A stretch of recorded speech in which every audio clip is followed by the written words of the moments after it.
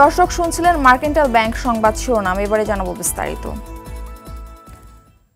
তীব্র খরায় পড়ছে দেশ, প্রতিনিয়ত বাড়ছে তাপমাত্রা, বিপর্যস্ত হয়ে পড়েছে জনজীবন।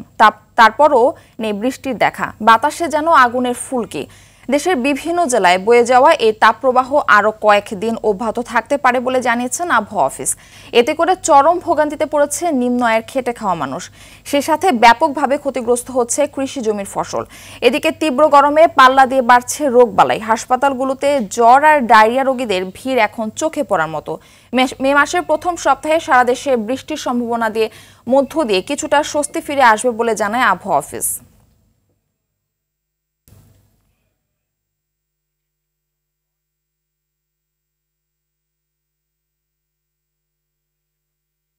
দর্শক, এই মুহূর্তে রাজধানীর ফার্মগেট এলাকার সকালের সাধারণ মানুষের কথা জানাতে সরাসরি যোগ দিচ্ছেন সহকর্মী বিপুল দেবরায়। বিপুল, তীব্র তাপদাহে সাধারণ মানুষের অবস্থা কেমন দেখছেন জানাবেন। আসলে মাঠপে আপনি যেমনটা বলছেন যে সারা দেশে যে খরা, আসলে সেই খরার প্রভাব কিন্তু পড়তে শুরু করেছে বিগত বেশ কিছুদিন ধরে।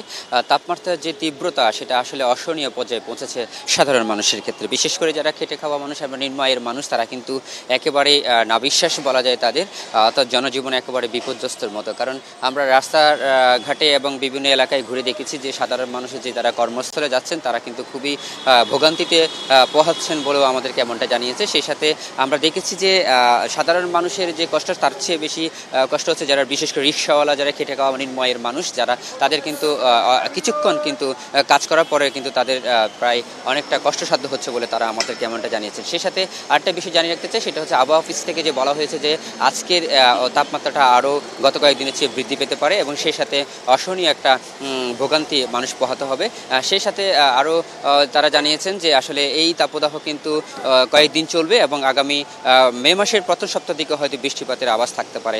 সেই ক্ষেত্রে বলাই যাচ্ছে যে আসলে সাধারণ মানুষের যে কষ্ট সেটা আরও বাড়তে পারে এবং সেটা লাঘবের জন্য কিন্তু আমরা রাজধানীর বিভিন্ন পয়েন্টে দেখতে পেয়েছি যে যারা স্বেচ্ছাসেবক কয়েকটি সংগঠন রয়েছে তাদের পক্ষ থেকে কিন্তু বিভিন্ন যারা পথচারী এবং যারা কর্মমুখী মানুষ রয়েছে তাদেরকে কিন্তু পানি এবং বিভিন্ন ঠান্ডা জাতীয় জিনিস কিন্তু প্রদান করছে এবং তারা কিন্তু এই কাজগুলো করে যাচ্ছে যাতে মানুষ যাতে একটু স্বস্তি পায়। এবং পাশাপাশি আরেকটা বিষয়, সেটা হচ্ছে এই গরমের কারণে কিন্তু যে হাসপাতালগুলো রয়েছে সেই হাসপাতালগুলোতে কিন্তু বিভিন্ন যারা রোগী রয়েছে তাদেরও কিন্তু চাপ বেড়েছে, বিশেষ করে ডায়রিয়া এবং জ্বরে আক্রান্ত হচ্ছেন। আমরা হাসপাতালেও বেশ কিছু যোগাযোগ করেছি, তারাও আমাদেরকে জানিয়েছেন যে আসলে গত কয়েকদিনের তুলনায় কিন্তু ডায়রিয়া এবং জ্বরে আক্রান্ত হওয়ার সংখ্যা কিন্তু বৃদ্ধি পেয়েছে। সেই সাথে কিন্তু যারা বৃদ্ধ এবং শিশুরা রয়েছে নিউমোনিয়া আক্রান্ত হওয়ার সংখ্যা বৃদ্ধি পেয়েছে। তাই ডাক্তার এবং বিভিন্ন আবহাওয়া অফিস হতে শুরু করে সবার একটাই পরামর্শ, যাতে অপ্রয়োজনীয় যাদের কোনো কাজ থাকবে না তারা যাতে অপ্রয়োজনীয়ভাবে বাইরের বের না হয় এবং তারা যাতে ঘরে থাকে এবং যাতে ঠান্ডা জাতীয় জায়গায় অবস্থান করে তারা নিরাপদ থাকে, এমনটাই তথ্য আমাদেরকে দিয়েছেন। মারপি, এই ছিল আমার কাছে সর্বশেষ তথ্য। জি, ধন্যবাদ আপনাকে। এদিকে রাতের বেলায় প্রচন্ড গরমে স্বস্তি নেই কোথাও, সবখানে যেন তীব্র তাপদাহ। একটু প্রশান্তির আশায় লেকের পাড়ে ও গাছের তলায় ভিড় করছেন নগরবাসী। জাকেরিয়া খানের সহায়তায় রফিকুল ইসলামের রিপোর্ট, ছবি তুলেছেন আয়াতুল্লাহ মানিক। মাসব্যাপী চলমান তাপপ্রবাহে বিপর্যস্ত জনজীবন। ইতোমধ্যে কয়েক দফায় জারি করা হয়েছে হিট অ্যালার্ট। রাজধানীর খেটে খাওয়া মানুষের জীবন যেন ওষ্ঠাগত। সারাদিনের তীব্র গরম আর হাড় ভাঙা খাটুনির পর রাতেও মিলছে না স্বস্তি। কাচে ঘেরা সুউচ্চ ভবন থেকে শুরু করে বস্তির খুপড়ি ঘরগুলো যেন পরিণত হয় জ্বলন্ত চুল্লিতে। রাতের আধার নেমে এলেই এসব ভবন জমে থাকা তাপ ছাড়তে শুরু করে। তাই তো রাজধানীর বেগুনবাড়ি, বাড্ডা, রামপুরা মহানগরের খেটে খাওয়া মানুষেরা একটু ঠান্ডা বাতাস আর স্বস্তির আশায় ছুটে আসেন হাতির ঝিলে। কষ্টে দিন যাপন করতেছি, তাই হাতির ঝিলে আইসা একটু বসি আর কি, কারণ একটু বাতাস লাগে আর বাসায় তো খুব গরম। এরকম লেক বা হাতির ঝিল বা বিভিন্ন জায়গায় যদি এরকম পরিবেশ করে তাহলে ঢাকা শহরের মানুষের জন্য মনে করি আমি ভালো হবে। একটু প্রশান্তির আশায় অনেকে এসেছেন পরিবার পরিজন নিয়ে। লেকের ফুরফুরে বাতাসে ঘুমিয়ে পড়ছেন কেউ কেউ। এখানে গরমে আর অস্থির আছি, গরমে থাকতে পারতেছি না, এই জন্য এখন হাতির ঝিল আইসা এই যে কি কাপড় বিছিয়াতে শুয়ে রয়েছি। গরমে আর জান বাঁচে না ভাই, বিপদে আছে। বেশি গরমে লেগে বাচ্চা নিয়ে ঘুরতে আসছি বাইরে, বাইরে ঠান্ডা বাতাস ভালো লাগে লেগে বাইরে পড়িস। আবহাওয়া অফিস বলছে আরও কয়েকদিন চলবে এই তাপপ্রবাহ। মে মাসের প্রথম সপ্তাহে বৃষ্টি হলে হয়তো কিছুটা স্বস্তি আসবে জনজীবনে। রফিকুল ইসলাম, RTV, ঢাকা। রেকর্ড তাপমাত্রায় কয়েকদিন ধরে শিরোনামে দক্ষিণ পশ্চিমে জেলা চুয়াডাঙ্গা। এতে অতিষ্ঠ শ্রমিক ও শিক্ষার্থী সহ নানা শ্রেণী পেশার মানুষ। শুধু গরম নয়, প্রতি বছর শীতেও স্থবির থাকে জনপদ। এর কারণ কি বলছেন বিশেষজ্ঞরা? চুয়াডাঙ্গা থেকে জহির রাহান সোহাগের তথ্য ছবিতে সৈয়দ মাহমুদের রিপোর্টে থাকছে এর বিস্তারিত। এপ্রিল মাসের অর্ধেকেই দেশের সর্বোচ্চ তাপমাত্রা রেকর্ড করা হয়েছে চুয়াডাঙ্গায়। মৃদু থেকে দিনে দিনে তাপমাত্রা হয়েছে তীব্র।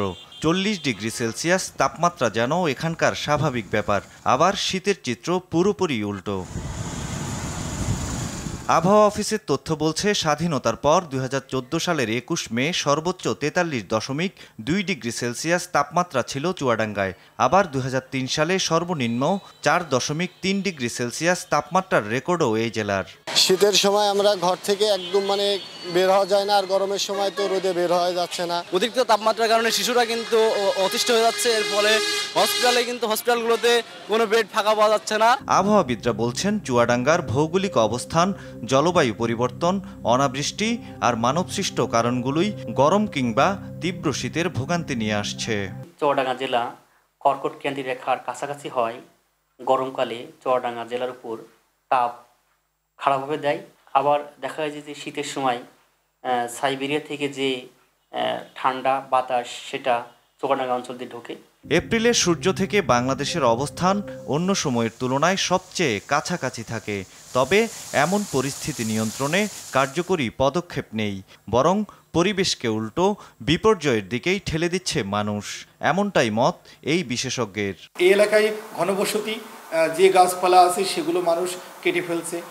তাছাড়া এখানে যানবাহন আছে, কিন্তু তার যে কার্বন ডাইঅক্সাইড সেগুলো নির্গমন, সেগুলোর কোনো অতিরিক্ত ব্যবস্থা নেই। গুল্মজাতীয় উদ্ভিদের চাষ হয়, এইগুলোতে তারা প্রচুর কীটনাশক ব্যবহার করে। বিশেষজ্ঞরা বলছেন, পরিবেশের ভারসাম্য রক্ষায় দীর্ঘমেয়াদী পরিকল্পনায় জোর দিতে হবে। প্রচুর ইটভাটা অনুমোদিত এবং অনুমোদনবিহীন আছে। এই ভাটা থাকার কারণে, ইটভাটার কারণে গাছগাছালি কর্তন হচ্ছে। এজন্য বৃক্ষ রোপণ এবং বনায়ন প্রকল্প ছাড়া চুয়াডাঙ্গা জেলার স্বাভাবিক প্রাকৃতিক অনুকূল পরিবেশ আনা সম্ভব না। সৈয়দ মাহমুদ, RTV। এ বিষয়ে আরো জানাতে চুয়াডাঙ্গা থেকে সরাসরি যুক্ত হচ্ছেন সহকর্মী জহির রাহান সোহাগ। জহির, জানাবেন যে তাপপ্রবাহে চুয়াডাঙ্গায় জনজীবনে কি প্রভাব দেখছেন?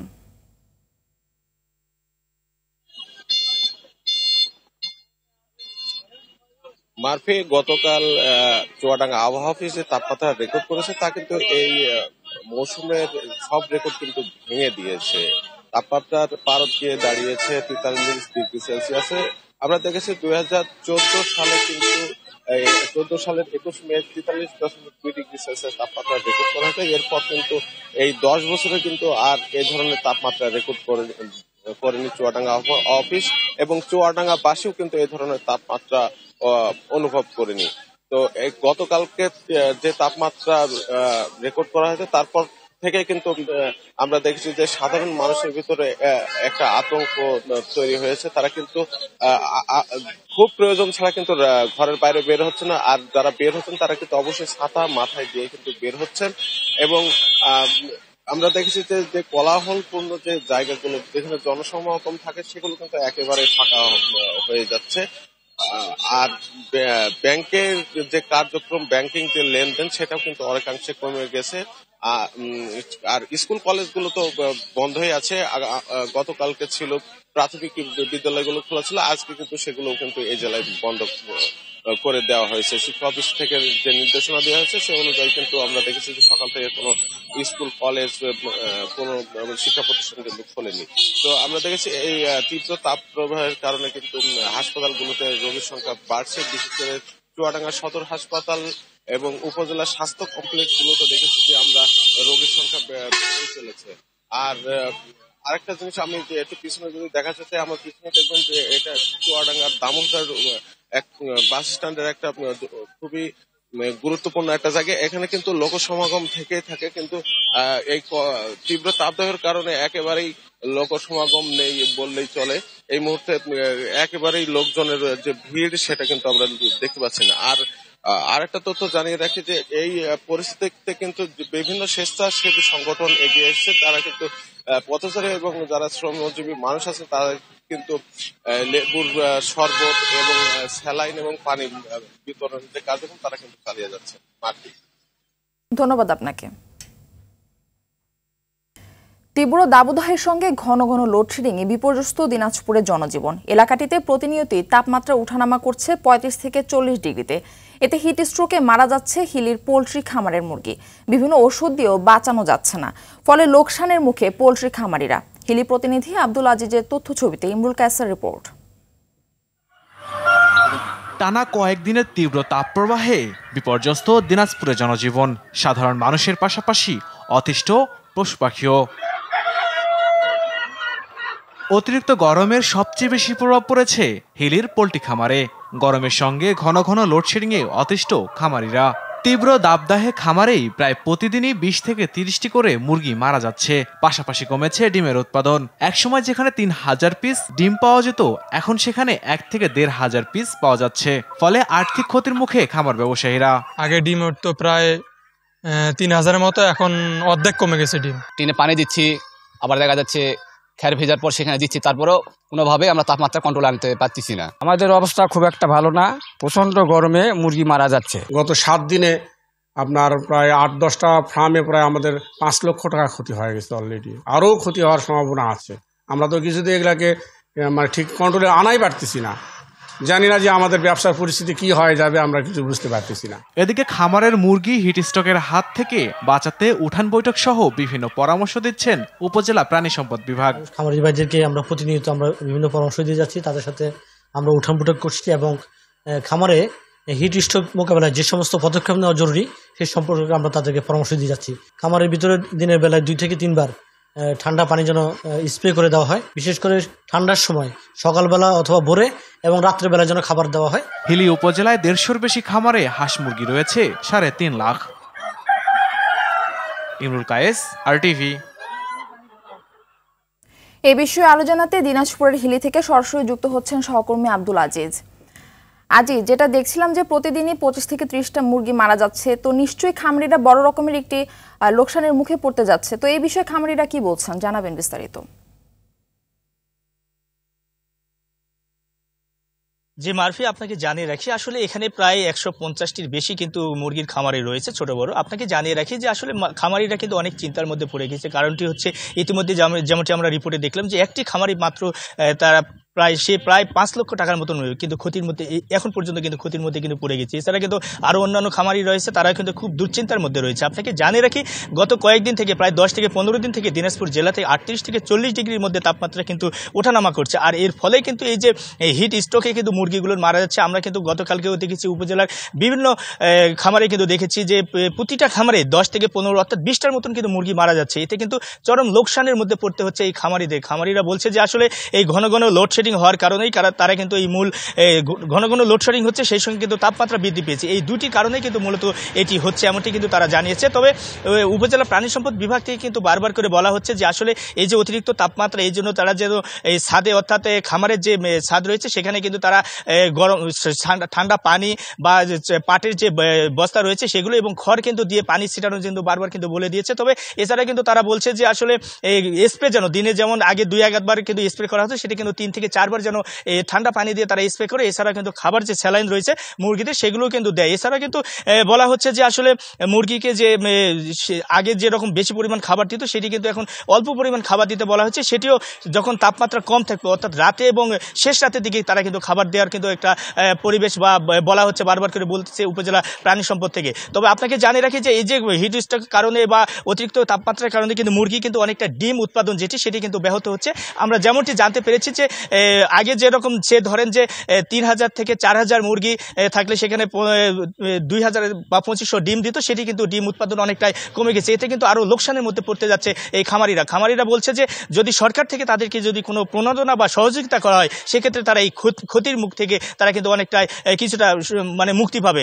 তো মারফি, এখন পর্যন্ত এই ছিল আমার কাছে দিনাজপুরের হিলি থেকে মুরগির খামার নিয়ে সর্বশেষ পরিস্থিতি। ধন্যবাদ আপনাকে। 28 বছরে রাজধানীতে জলাশয় কমেছে 86%, কংক্রিটের আচ্ছাদন বেড়েছে 76%। নগরে এখন সবুজ এলাকার পরিমাণ মাত্র 7 ভাগ। উল্টো দিকে বেড়েছে জনসংখ্যা, সেই সাথে শীতাতপ নিয়ন্ত্রণ যন্ত্রের ব্যবহার। ফলে বছর জুড়ে আশেপাশের এলাকার চেয়ে রাজধানী থাকে কয়েক ডিগ্রি উষ্ণ, যা ঢাকাকে দিন দিন বসবাসের অনুপযোগী করে তুলছে। সাকিবুর রহমানের ধারাবাহিকের আজ প্রথম পর্ব, ছবি তুলেছেন মেহেদী হাসান সুজন। জলবায়ু পরিবর্তনের বিরূপ প্রভাবে বাড়ছে সারা বিশ্বের তাপমাত্রা। রাজধানী ঢাকায় তা যেন সীমা ছাড়িয়েছে। স্বাভাবিক সময়ে এ নগরের তাপমাত্রা আশপাশের গ্রামাঞ্চলের চেয়ে বেশি থাকে, যা স্বপ্নের নগরকে হিট আইল্যান্ড বা তপ্ত দ্বীপে পরিণত করছে। বাংলাদেশ ইনস্টিটিউট অব প্ল্যানার্সের গবেষণায় এর কারণগুলো স্পষ্ট। 28 বছরে রাজধানীতে জলাশয় কমেছে প্রায় 26 বর্গ কিলোমিটার। কংক্রিটের আস্তর 64 বর্গ কিলোমিটার থেকে বেড়ে হয়েছে 113 বর্গ কিলোমিটার। গাছপালা ও সবুজ এলাকা 43% থেকে কমে দাঁড়িয়েছে 7%। উল্টো দিকে বেড়েছে জনসংখ্যা, যানবাহন আর শীতাতপ নিয়ন্ত্রণ যন্ত্রের ব্যবহার। যে কটি খাল আছে তাও দখল আর দূষণে মরতে বসেছে। সিটি কর্পোরেশনের হিসেবে 47টি খালের মধ্যে 26টি উধাও। খালের পানিগুলো অনেক নোংরা আর হলো প্রচুর ময়লা ভাই। ময়লার কারণে মনে করেন হাইটে গেল প্রচুর গন্ধ পায় ভাই, আরও শরীরে মানে নিঃশ্বাস ঠিক নেওয়া যায় না ভাই। যদি নাও পাওয়া যেত তারপর পরিবেশটা দেখতে একটা পরিবেশটা ভালো থাকতো, এখন যেটা নাই। অবশিষ্ট জলাশয় আর পার্কে একটু স্বস্তি খুঁজেন নগরবাসী, যেখানে তাপমাত্রা কিছুটা কম। এই লেক পার্কটা অনেক ভালো লাগে, বিকাল হলে অনেক দর্শনার্থী আসে, তারা একটু প্রশান্তি খুঁজে। সব জায়গার ক্ষেত্রে এখানে একটু গরম কম, দ্যাটস ওয়াই এখানে আসে আমরা বসলাম। পরিবেশ তো কখনোই ভালো হবে না, এগুলো নিয়ন্ত্রণ করার জন্য আরও পরিবেশ পরিষ্কার রাখতে হবে। বিশেষজ্ঞরা বলছেন, ভরাট, দখল আর দূষণ ঠেকাতে না পারলে এ শহরে বাস করায় দায় হয়ে দাঁড়াবে। আমরা বেসুমার উন্নয়নের নামে এবং দখলের নামে এই যে জলাশয়কে 5% নিচে নিয়ে আসলাম। এই জন্যই দেখা যাচ্ছে যে আমাদের ঢাকায় যে বর্তমানে যে গরম বা তাপমাত্রা, এই তাপমাত্রা তো এমনিতে গরমকালে ঢাকায় থাকারই কথা, কিন্তু আমাদের এই যে জলাভূমি কমে যাওয়ার কারণে এই তাপমাত্রাকে আমরা অনুভব করছি তীব্রভাবে। নগরে খাল, জলাশয় আর জলাভূমিগুলো তাপ শোষণ করে। দিন দিন এর পরিমাণ কমায় ভারসাম্য হারাচ্ছে রাজধানীর পরিবেশ। 2020 সালে ঢাকা ওয়াসার কাছ থেকে খাল বুঝে পাওয়ার পর ঢাকার 2 সিটি কর্পোরেশন বিভিন্ন মেয়াদে খাল খনন এবং পরিষ্কারের কাজ করেছে, কিন্তু নগরবাসীর উদাসীনতার কারণে এখনও অপরিচ্ছন্ন এই খালগুলো। দৃষ্টিনন্দনতা এবং পানির প্রবাহ ফিরিয়ে আনতে দরকার এলাকাবাসীর কার্যকরী ভূমিকা, তবেই এই খালগুলো ফিরে পাবে তার প্রাণ। সাকিবুর রহমান, RTV, ঢাকা। বগুড়ায় জমে উঠেছে মাসব্যাপী ঈদ আনন্দ ও বৈশাখী মেলা। বগুড়া ছাড়াও আশেপাশে জেলার মানুষ আসছেন TMS এর এই বিনোদন জগতে। পছন্দের পণ্য সামগ্রী কেনাকাটার সুযোগের পাশাপাশি এখানে রয়েছে বিনোদনের নানা রাইড।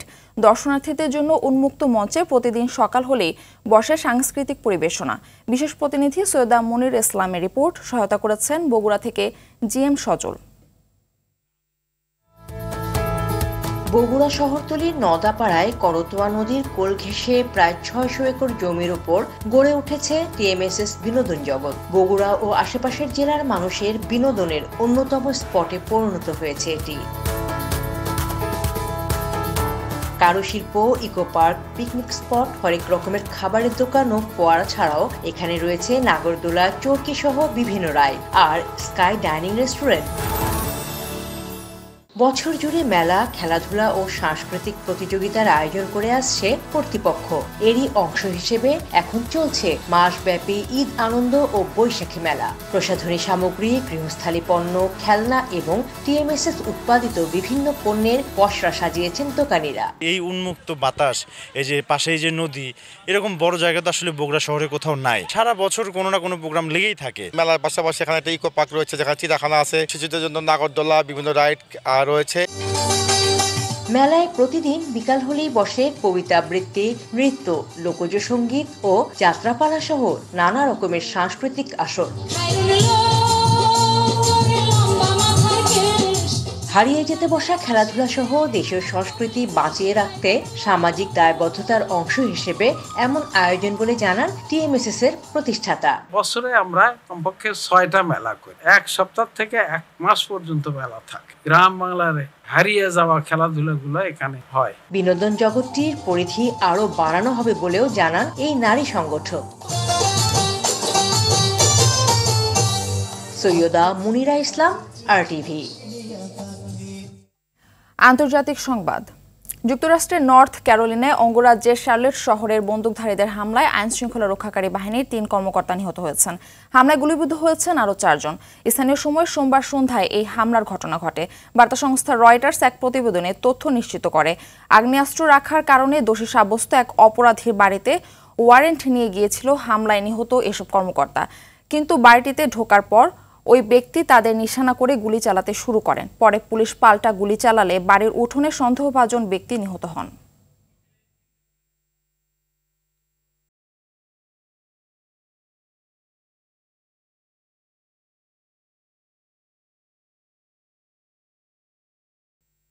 খেলার খবর ফুটবল। 5 ম্যাচ সিরিজের দ্বিতীয় টি20তে আজ ভারত নারী দলের মুখোমুখি হচ্ছে বাংলাদেশ। সিলেট আন্তর্জাতিক ক্রিকেট স্টেডিয়ামে ম্যাচ শুরু বিকেল 4টায়। প্রথম ম্যাচে হেরে ব্যাকফুটে থাকা বাংলাদেশ চাইবে এই ম্যাচে ঘুরে দাঁড়াতে। বাংলাদেশের মাটিতে হতে যাওয়া আসন্ন বিশ্বকাপকে সামনে রেখে প্রস্তুতির অংশ হিসেবে এই সিরিজকে বেশ গুরুত্বের সাথে নিয়েছে স্বাগতিকরা। প্রথম ম্যাচের ভুল ত্রুটি শুধরে দ্বিতীয় ম্যাচে ঘুরে দাঁড়াতে চাইবে নিগার সুলতানা জ্যোতির দল। এর আগে অস্ট্রেলিয়ার বিপক্ষে ঘরের মাঠে বেশ বাজেভাবে সিরিজ হেরেছিল টাইগ্রেসরা।